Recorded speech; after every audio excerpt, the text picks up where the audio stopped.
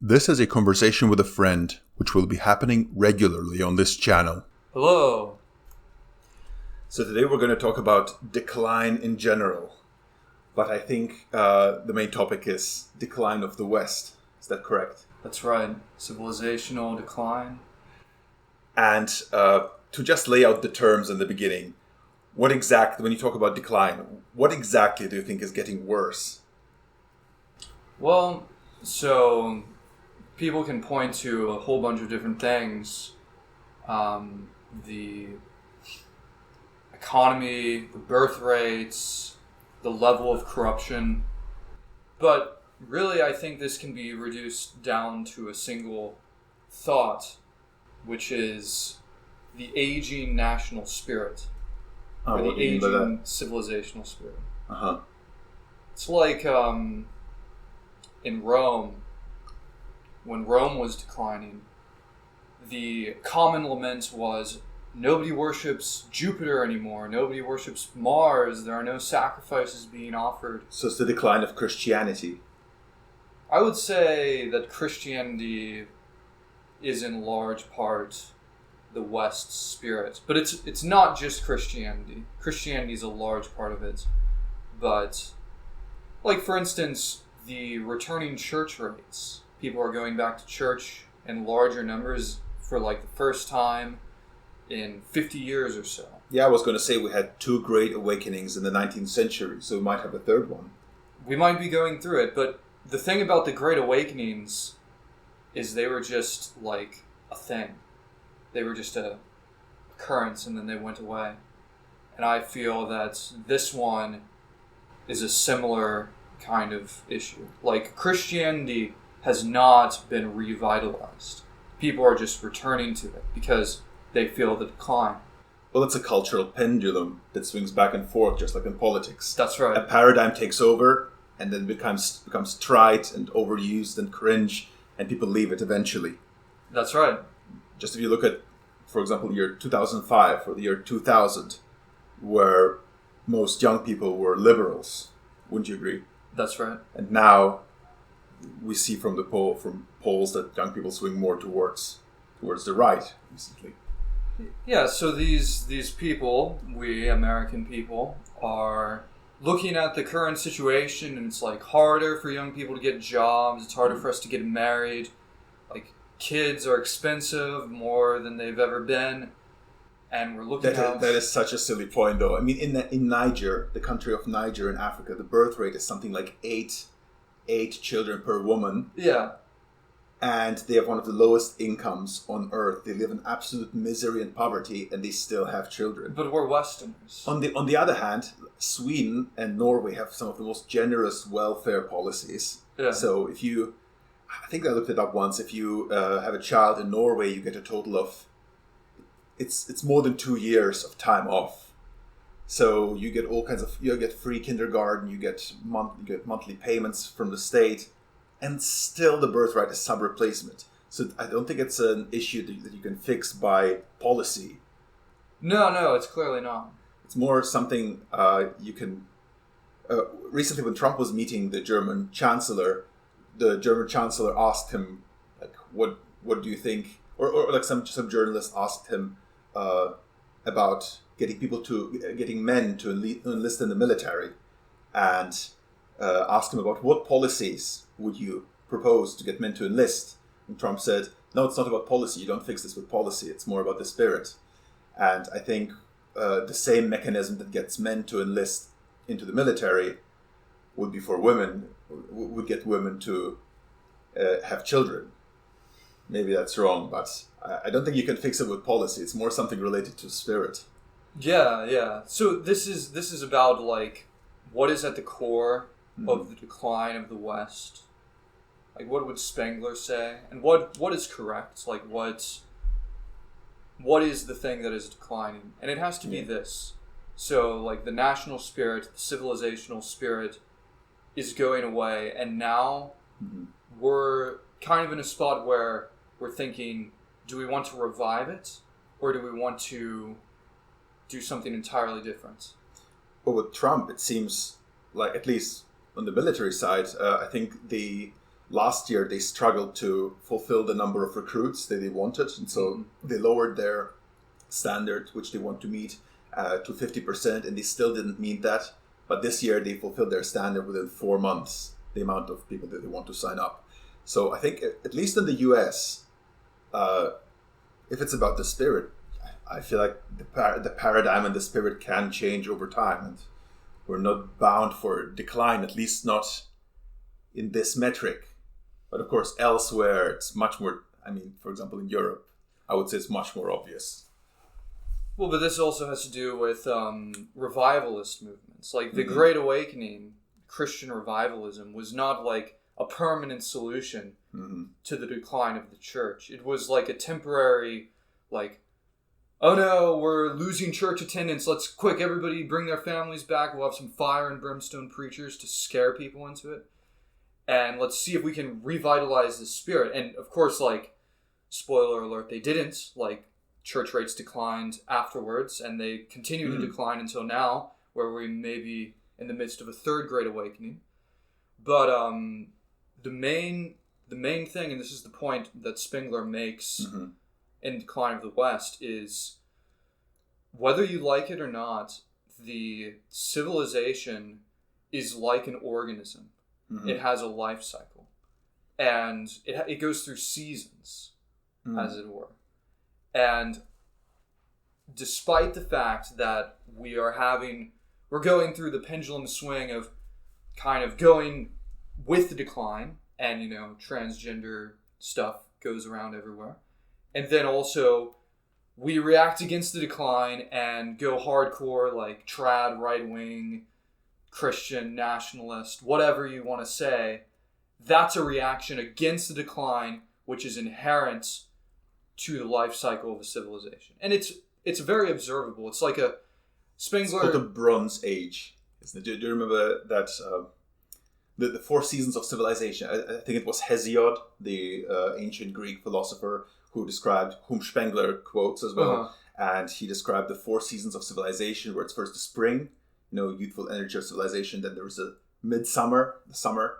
Then there is, he was talking about the golden age. Then the silver age where there's wealth and opulence, but also slow decline, where it's more about safety and more about democracy and things like that. And then the third age is the Bronze Age. So you see, you go from gold to silver to bronze, and the Bronze Age is the rebellion against the decline that is present everywhere now. And that's when some great leader takes over and tries by force to restore the Golden Age. But of course, he doesn't manage to do it. And so the civilization collapses into an Iron Age, an age of, basically collapse of civilization before it then again starts with a new Golden Age. So that is a very old topic in right-wing discourse, cyclical history, and how everything is bound to die. But what I always thought about it is the effect that it has on people who believe it. And to me, when I hear it, my reaction is, well, okay, so should I just not care about my country? It's going to die anyway. Right, this kind of fatalism that comes with it. Yeah. Yeah. So, well, this is the innovation of Christian civilization, which is pretty synonymous with Western civilization, though not exactly. Is that now all of a sudden history is on a straight line. It's a linear history. It's going up, or going down, depending on your bent. Liberals would say, oh, we're becoming more inclusive and we're becoming more loving and all of these things. We're fulfilling the Sermon on the Mount more and more every century. I can't believe they usurped the term of progress. I feel like progress used to be a right-wing virtue at some point in time, like technological progress. Yeah. And now when you think about progress and progressivism, you think about left-wing liberal politics. Yeah. And what progress do we get with them? It's like, a different way to talk about racial inequality. Yeah, it's all this like race communism, economic communism, gender communism. It's all of these communisms. It's reducing everything down to like a level playing field in every possible way. And like this is progress, and Spengler called Western civilization a Faustian civilization, because whatever the thing was that we set our minds to, we would pursue it with like unrelenting fervor, just like Faust would, or was supposed to. Is that how you understand Faustian civilization? Because I'm not sure what it means. Well, yeah, I think that's one way. It's more nuanced than that, but that's like a... Well, I thought Faustian civilization refers to Goethe's Faust. Yes. The Faust who made a deal with the devil. Yes. And accepted the consequences. And I always thought that for us it means that we as a civilization, we make a pact with reality and then accept the consequences. So, for example, we're gonna, invent a certain machine that uses steam to like produce something we need, but then we'll also accept the consequences of industrialization and so on. So that's definitely part of it. But the deal that Faust made was essentially eternal youth and eternal like powers given by the devil.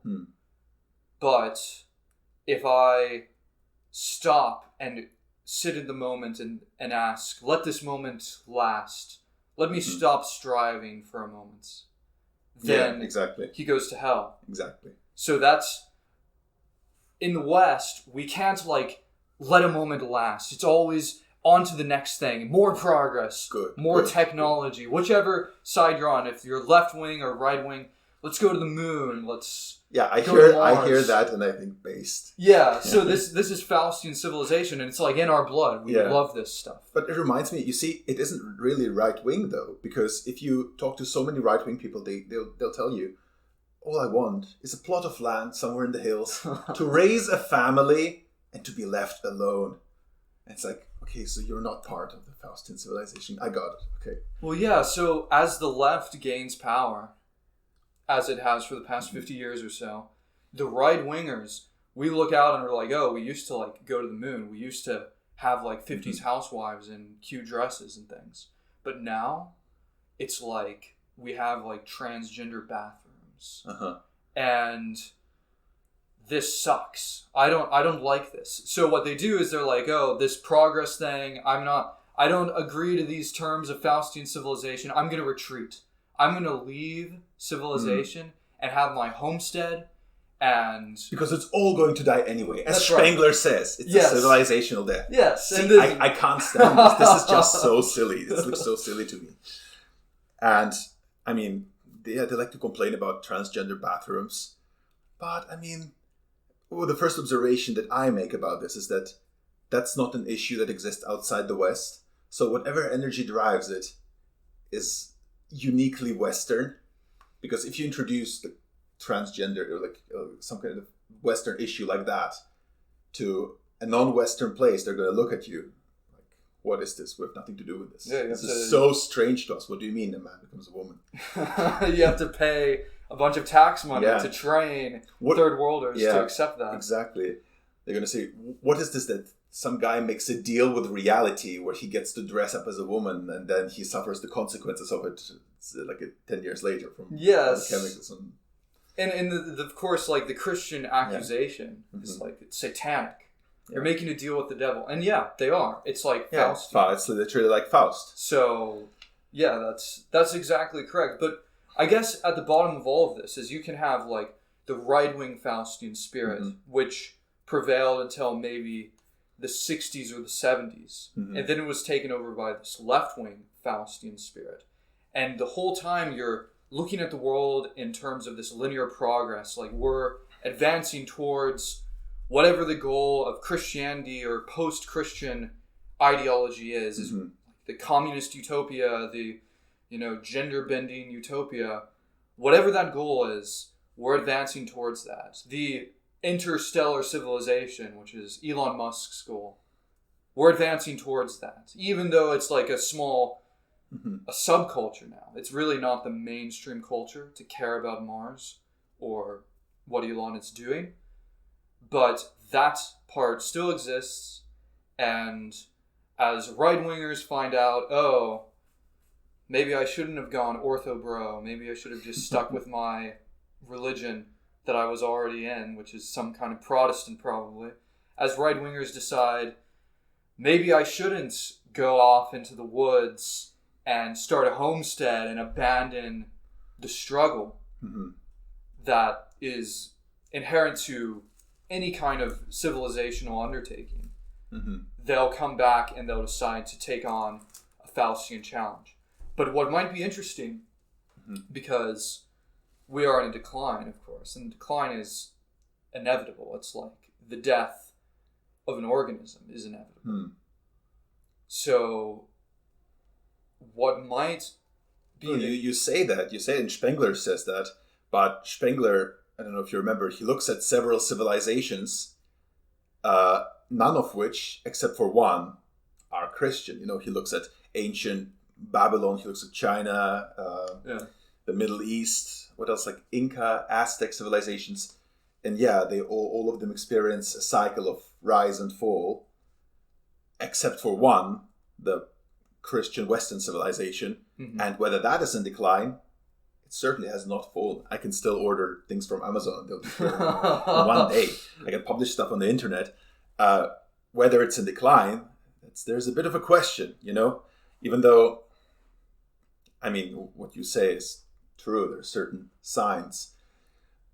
But then again, if California is in decline, okay, fine. But does Texas have to be? Texas seems to be growing. Texas seems to be doing well. Maybe American federalism, American capitalism, and the boom-bust cycle where you have periods where businesses collapse and go bankrupt, like 2008 financial crisis. And that's fine. The country survives that. And perhaps that's how we eliminate inefficient institutions. And last time we did that, COVID-19, where a lot of businesses that were inefficient went bankrupt, that couldn't adapt to live in the digital economy where you have to serve customers online, that relied on face-to-face traffic. A bunch of them went bankrupt, and now we're still doing fine as a country, except we're more efficient. Right, but you can point to any of these non-related metrics, or I guess they're related, but they're not the fundamental thing that's declining. And you can say, oh, look, we're doing well on this spectrum. Like, what if we started having kids again? Well, it has a renewing effect, doesn't it? It does, but it strikes me as a revival movement. And I think it strikes a lot of people like an industrial revival in the United States. Everybody knows we've already done that. We've already tried that, and it really wasn't that great. Like, now we have all of these sprawling cities and polluting things, and we're worried about the government selling a bunch of land off because we're worried that all of our natural beauty in the nation is going to be totally destroyed with strip malls and factories and power plants and whatnot. To me, it looks like the cities are actually dying. The cities are where you see the decline the most, if you look at crime rates and so on. Well, then, yeah, of course. So the people move to the outskirts of the city and they build up there, and then the part of the city that's dying is expanding, and the people that live around the city keep moving out and out and out, and it's just totally destroying nature. If you talk to somebody from a different civilization who is not part of this project and not sold on our project, they would be like, you guys are insane. You're like destroying the world. You're abandoning cities. But you could look at it, and a lot of right-wing people say that as well. Look at our cities, look at what they're doing. They post videos of driving through the downtown of the city. Yeah. Exactly. But what if with internet we can actually abandon cities? Why do we need cities anymore? We can just deliver everything. Well, why do we need human contact anymore? Why do we need things of life? We have the internet, huh? Yeah, we can talk. We can talk to our friends. We can see a video of our friends. You can have bars in rural places. Yeah. So of course, this should be a right-wing utopia. If cities decline and civilization becomes more rural because everyone has internet. Yeah. Part of the Faustian civilization is you take on these ideas, you take on these challenges, and then you follow them to the bitter end. And it's like abolish cities. Okay, we'll see what happens. Yeah, something like this. And it's just like, oh, it's a total disaster. It's like the left-wing Faustian project was a total disaster. The Industrial Revolution was in many ways a total disaster. I mean, we sit here in our air-conditioned buildings with our automobiles, with our interconnected connectivity, but we Okay, where's the disaster part? We don't have the society that we used to have. We don't have the kind of village that we used to have. And just so, if you read Shakespeare, I've been reading a lot of Shakespeare lately. It's like a type of experience, human experience, that most people are totally denied, because when something bad goes wrong in a social group that you're a part of, you just leave. Because you can. You can go to another social group. There's tons of them. You can drive a car 5 minutes down the road and find all association is voluntary? All association is now voluntary. And all doing of anything is now voluntary. And the thing that lots of people are realizing is people don't make good decisions. Sometimes people need to be forced to go out and do things. And in the old world, before you had the freedom that comes with technology, you would be forced to. That would happen. So, of course, maybe, genetics is at play here too. Maybe the people that won't leave their house to go on a date will just end. And, those kinds of people will cease to exist. Well, things like the military, for example, that's an example of something that only functions by forceful association, involuntary association. During the Russian Revolution, one of the first things they did is they democratized the military, where soldiers would now vote for their officers. And so it fell apart almost instantly. Yes. And so I think on that you're right, is that not everyone sees the ultimate purpose of a certain institution. And I don't know if a society that only functions, if a society can function that is built on complete voluntarism. Right. I mean, we're kind of finding out that it can't in a lot of ways. A lot of the left-wing project was getting people, the bureaucratic structures, so to speak, to move to whatever country that you want. Even if you're not a civil Westerner, you can move to a Western country and start living there. And you can start behaving as you would in your home country. And, of course, the Westerners will probably have a problem with that. Well, the idea was that they'll assimilate over time. They'll watch our TV shows, they'll see our civilization, and they'll decide to become part of it. Right. I mean, this was how it was sold to the right wing, but the left wing was not really interested in this. Yeah. I don't know. I feel like people looked at America, and especially Europeans, after World War II. The poor, starving Germans saw the wealthy African-American soldier who was giving out chocolate and candy to German civilians and thought, wow, maybe America did something right. And that's where I feel the impulse comes from, to let infinite third worlders into your country, hoping that they'll assimilate. Right. It comes from that. It definitely comes from that. It's this desire, and it's a very Christian desire, actually, to help the poor. And there are billions of poor people that could come here. But, I mean, the right wing has pointed out, and I think they're correct about this, we don't have unlimited capacity to do this. We can barely help ourselves as it stands.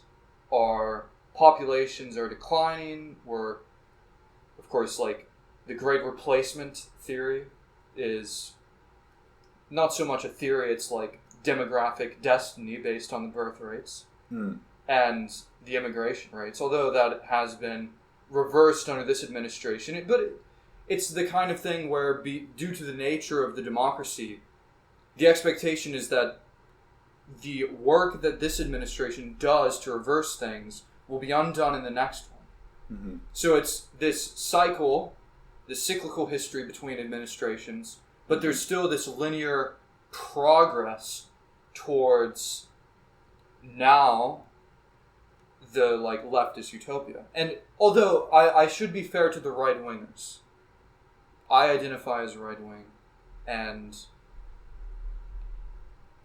we as right-wingers have kind of checked out.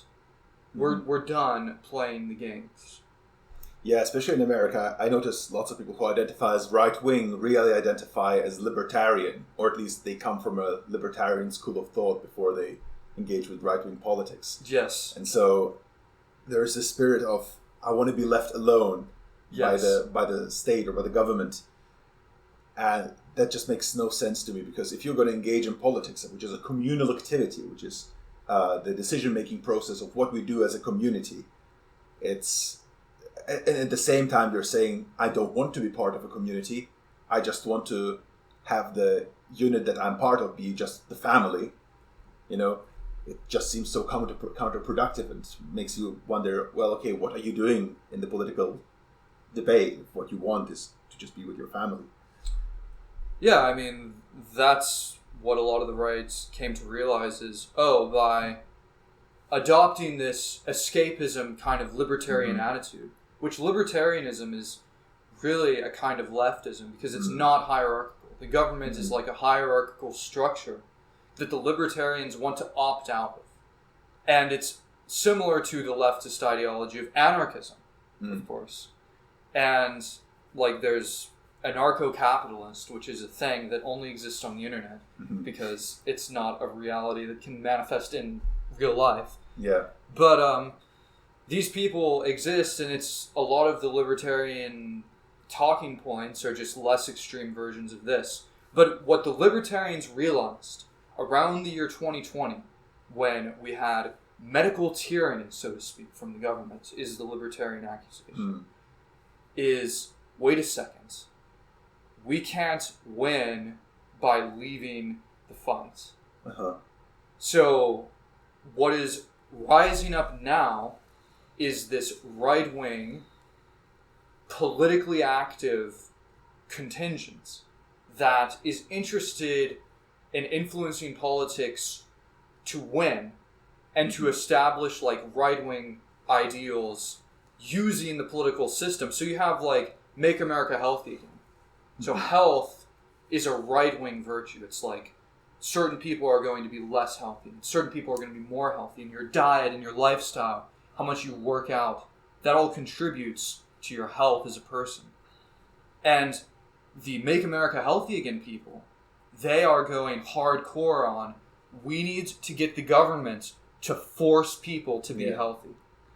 And before, 8 years ago with Obama, like Michelle Obama was trying to like create these government programs to get people to like go outside and be healthy. And everybody laughed at it. It was like, you can't force people to do that. But now we're like, we had better force people to do it. Yes. Because it's a problem now. Maybe not the liberty-loving Obama administration. However, the tyrannical, the base dictatorial Trump administration will force you to go outside. Yeah. So the Make America Healthy Again, the only thing I've seen of them is that they ban people from buying soda on food stamps, which is, I'm sure they've done other programs that are like that, but it basically boils down to, we don't actually trust your freedom of will. We don't trust you to make the right decisions. We will make the good decision for you. You will go out there and you will not get soda. It's both, we don't trust the corporations who are functioning in a capitalist system to produce healthy food for the consumer. And secondly, we don't trust the consumer to make healthy decisions with what he buys. So it's going against like capitalism. Against capitalism, against liberty. So you're definitely right. It's a different kind of right wing. It's more reminding me of the European right wing, who are more like, no, we will use state power. We will seize state power and use it for our ends. That's right. Put friends in charge, enemies out of power. That's right. And of course, the European philosophers identified that as the fundamental distinction of politics. Yeah. The friend-enemy distinction. And to them, to those people, American right-wingers, like the traditional American right-wingers who are more libertarian and capitalist, they just sound like complete lunatics. Yes. Like, wait, so you're not going to engage in the process of state, so you will not use the power, you will not use the ring of power to your ends? You're just going to get steamrolled. Yeah, that's what they tell the American right-wingers. Yeah, exactly. But I mean, look at what has happened. It's like they have a point, and this is why the culture is moving in this direction, is because people are realizing, oh, if we abandon the fight, we lose. Mm-hmm. So we better be in the fight. And so coming back to cyclical history, to me that message is just, oh, it's time to abandon the fight. It's time to go into the hills and just start to your family to maybe, so that maybe your grandchildren will survive the civilizational winter and will reach the new spring. But all you can do is go into the hills and procreate. Okay, this is so silly. Yeah. So... And also I just want to notice that cyclical history, I mean, who are the people who believe in that? And of course, my mind goes to Hindus, like Indians, the Chinese, civilizations of the pre-Columbian Americas, like the Mayas had their Mayan calendar that had a cycle. And Spengler talks about all of those.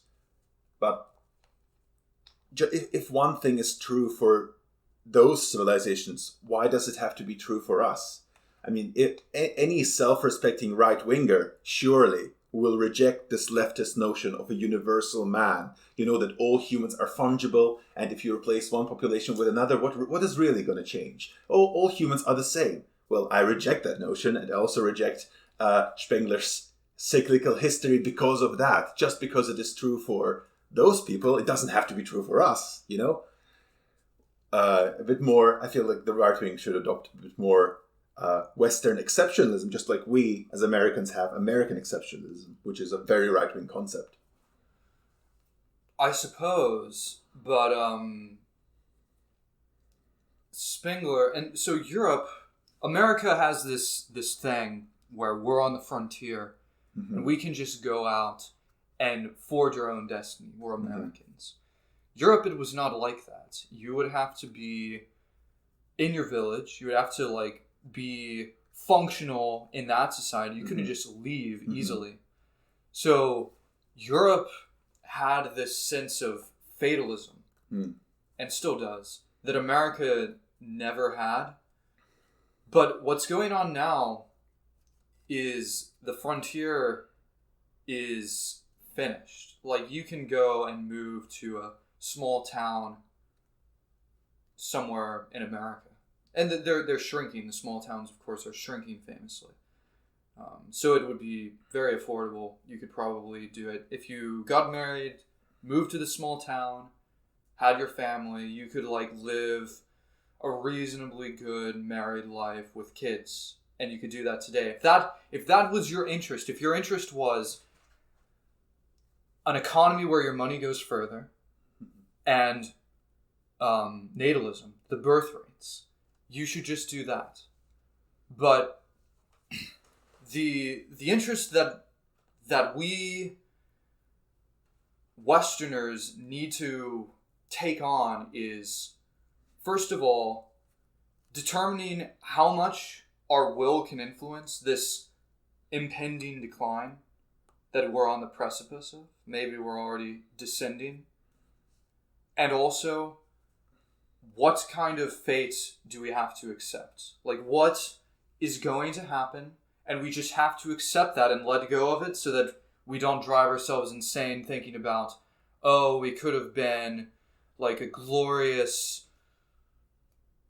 civilization, but it's just gone. We could have been like the Greeks in their golden age. And the Greco-Romans also, of course, believed in cyclical history.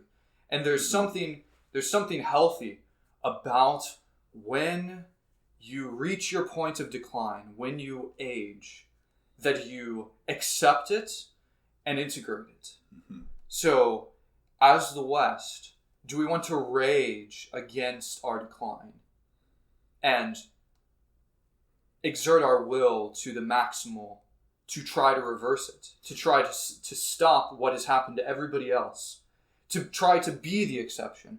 Or do we accept the fate and embrace it and integrate it and still live functionally and have kids and take power and win where we can, except that we'll lose in some places, but win where we can, and then set the stage for the next thing that grows up out of the declined West?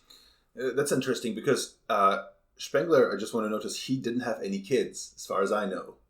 So to him, when he looks at his life, all he sees is spring, summer, then fall, and then winter when he dies. You know, Right. So to him it's a span of time with a beginning and an end.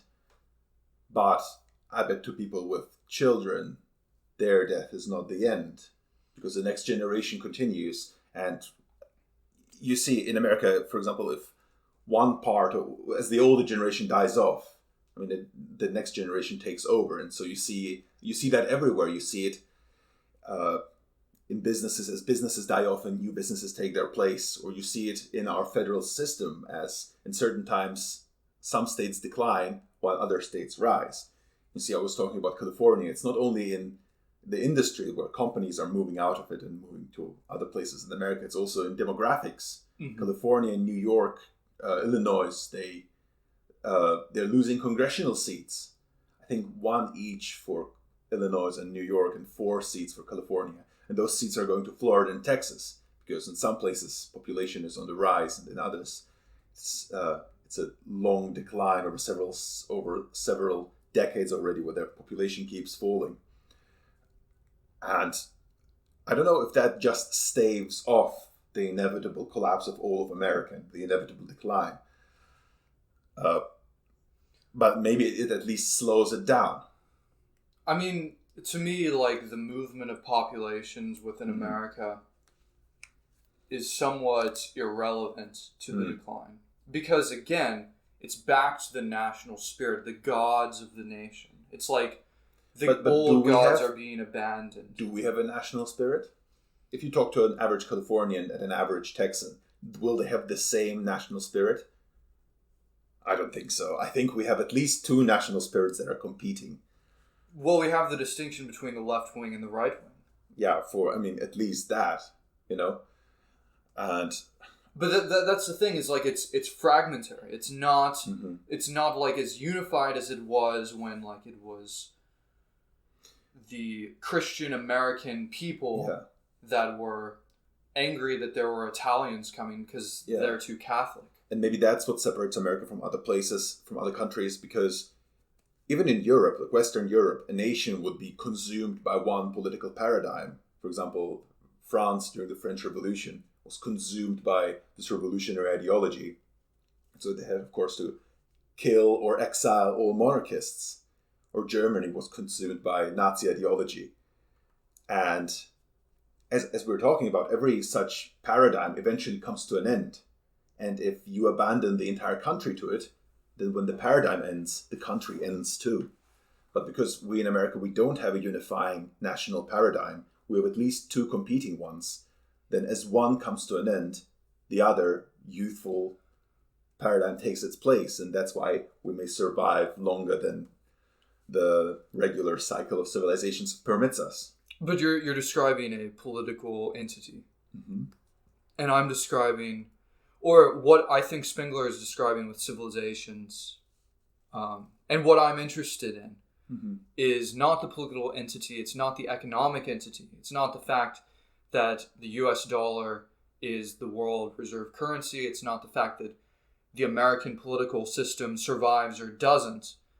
It's the fact that the people of America, the people of the West, are doing something, or they're doing something else.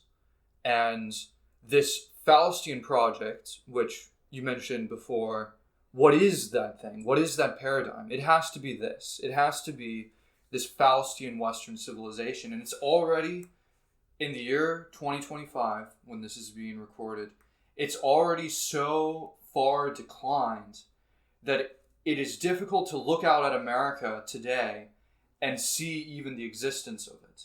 Hmm. Like you can point to, say, Elon Musk as a Faustian type figure, but he's not a mainstream figure. Oh, what is he if not a mainstream figure? I mean, it's he's like, he represents a subculture of this like nerdy tech engineer. Yeah, but those people are everywhere. I mean, they're everywhere. They're the backbones of the economy. Surely, I mean, it's one thing to complain about decline from, like, if you're really into politics and you look at what you see around you. But I mean, like everywhere else in the country, what you see is new skyscrapers in New York that are thinner and higher than ever before. You see like new companies. You see internet. You see Amazon delivery within the same day throughout the entire country. You see stuff like that. I mean, but I mean, does that it's kind of hard to argue the decline? You know? Does that inspire? Is that like imbued with a civilizational spirit, or is that just the continued functioning of the organism as it declines? Like all of the systems that we set up, they're going along. I think somebody who grew up outside of that system, when they come here and they see, oh, I can just order this stuff and it arrives the next day. Yeah. I mean, I can imagine it's that it's inspiring to somebody. I don't know. I'm sure it is. I mean, you've lived a lot of time out of the U.S. Yeah. And you seem to be more interested in the continuation of the American project, of course, than I am. Oh, really? Okay. So, like, you're always the one who's mentioning all of these things about, we have to, like, fight for the American political system. But as someone who grew up here, as somebody who, my kids will grow up here, you don't have as much attachment to it. I don't see the upward trajectory that you speak of. And maybe coming from Europe to America, you will see that. But I mean, to me, when I go to Europe, I see an upward trajectory of people living life in a more healthy and natural way and having just better that is so true. outlooks on life in general. European bread, European food in general. I mean, America literally can't compete. Yeah. But that's what you're looking after. So, and also, of course, the history, the European civilization has... Yeah, America has no history. Huge presence. America is less than 250 years old. Or did we just pass 250? We did, I think. I think less than 300 years old. 1776. No, we have not yet. Yeah, not even 250 not even years. 250. So, from a European point of view, America has no history. Right. And from a Nietzschean point of view, America has no culture, because Nietzsche defines culture as unity of style. But in America, we encourage everyone to be different, right? You're meant to be an individual, and we're promoting a disunity of style, right? You're supposed to be not like the others. So disunity of style, a lack of culture, is something that is encouraged by everyone around you. So those things you can have in Europe, you know? Within reason. I would say the American culture as disunified is overblown. Like you... But that's something that people like about it. And that's something that is very freeing coming from outside. You suddenly go into a society where there is barely any social pressure to conform. Right. And so that's maybe one of the reasons why America has higher entrepreneurship rate than anywhere else on earth. Why we have more business owners, more millionaires per capita than anywhere else. Yeah. You know? And maybe also why we will escape the cycle of decline that is inevitably going to coming for most countries outside of the U.S. borders. I mean, if Iran falls right now, that will not be the first time. It will not be the second time. It will be like the fifth, sixth time that Iran as a country collapses and falls. You know? Right, but Iranian Muslim civilization carries on, despite the political upheavals and the economic woes. The African nations, which you mentioned before. Interesting fact is, when you look at a map of birth rates per capita, like a color-coded map, it's brightest where the birth rates are the highest. And you look at a map of violence per capita, the maps line up almost 1-to-1. That's interesting. So yeah, increase the rate of violence and you'll increase the birth rate. If you're interested in increasing the birth rate, that's my recommendation. We got two metrics here. Increase rate of violence, increase birth rates. How about this? Proposal. We import a notoriously violent demographic into a place with low birth rates. Pick a population with a high rate of violence and import it into, for example, let's say Sweden. Okay. Place with low birth rates. Right. Let's see if the birth rates will increase. Then what would need to happen is the native Swedes. So I take it you're interested in their birth rate. Well, I'm looking at what Sweden is doing right now, and to me it seems like they're following your recommendation. Right. But do you want the violent people that we import to increase their birth rate, or do you want the Swedes to increase their birth rate? Well, ideally the Swedes. The Swedes. So right. We're talking from the perspective of Sweden in this case. So what you would need to do is you would need to encourage the Swedes to be like the violent population that you imported. And if, say, the violent population rapes one of the Swedes' daughters, encourage the Swedes to go out and kill that individual or that group of individuals. I'm afraid they're taking the wrong lesson. Did you see from the UK? Did you see those videos sometimes of red-haired, obviously English men who convert to Islam? Yeah, that's and in their obviously English, like parochial accent. Yes, and they they're tell talking you about it's Allah. Yes. Yeah, we're gonna go to the mosque. Doesn't that indicate the decline? These people should be Anglican. These people should be Anglican. Yeah. So, but like this is the thing: is my recommendation might be abandon this project of let's be nice to everybody. This like liberal project of no more violence. Let the state have a monopoly on the violence. Abandon that. It's declining your birth rates. You're not having kids. You're losing your tangible properties like your land, your housing, all of these things. The price is going up. Sure, we have this intangible prosperity. Like you can go to the supermarket and buy whatever you want. You can be on the internet and listen to or watch whatever you want. Sure, you can do that. But all of the tangible stuff, the land, the wealth that passes between generation to generation, the children, the families, the women, all of this stuff, we're losing it as Westerners. And that has to do with the spiritual decline. So my diagnosis, my recommendation for the Scandinavian populations is, finish up abandoning the Western project and adopt something entirely new, and you guys can be the barbarians at the gates that we fear as Westerners, because you're the ones who are violent, you're the ones who take what you want, you're the ones who have a unifying national spirit, and you learned it from those people that you imported at the behest of liberals. Well, we'll see. I mean, what I've heard about Sweden is that it's a consensus society, kind of like Germany. That once a new paradigm takes hold of the majority, everyone else more or less falls in line. Which is why, for example, in the 1970s, 1980s, they had a euthanasia program where they said we can't compete on quantity with the rest of the world, so we'll compete on what they said is quality. And so they euthanized, 80 or 90,000 babies, whatever. This is news to me. Or babies. Or fetuses or whatever. Abortion. This is abortion then.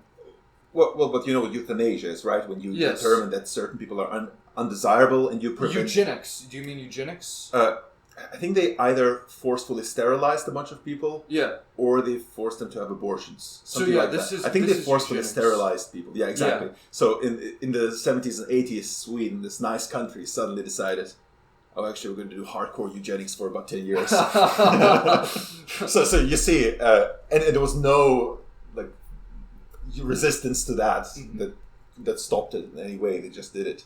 So if a new paradigm takes hold of Sweden or Germany, it will take hold of it. It's not like in America. It will take hold of it. You're right. Yeah, it's not like in America where half the country will say, no, actually we oppose that, whatever it is. Right. So for those of us who exist in America, my proposed solution to us, for my friends and me, is... Well, sure, half of the country is not going to agree with us, but maybe the city government will. Maybe the sheriff will. Maybe the company that our friends own will. And if you can collect these things that agree with you, that are on the same page about this next step that occurs after the decline, or if you want to fight for the revitalization of the current civilization, I'd say that's somewhat foolhardy. Read Spengler.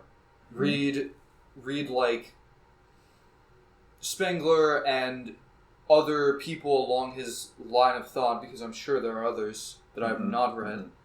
But to me, the argument is convincing that we're in a decline, and I'm fatalistic about it. I believe that the solution is to build the next thing, and to do it here in America, with the current government, with the current economy, with the current corporate structures that exist over us, with the current culture.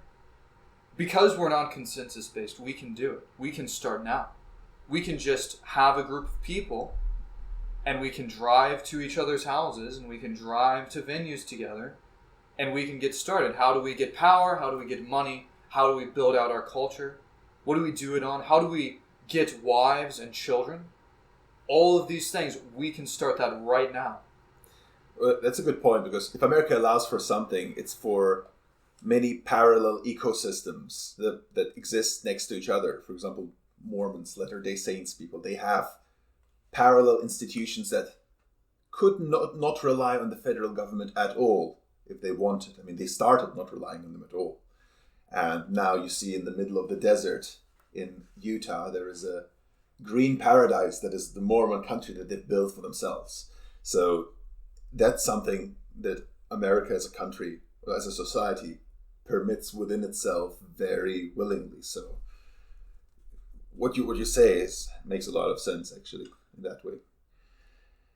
So whether it's a terminal decline or not, having a parallel society just in case that has its own institutions in place doesn't sound wrong. And you're a parallel society that wants to revitalize the Western civilization can fight mine, which will be the barbarians at the gates. Oh, I'll sign up for the barbarians. Okay, you will.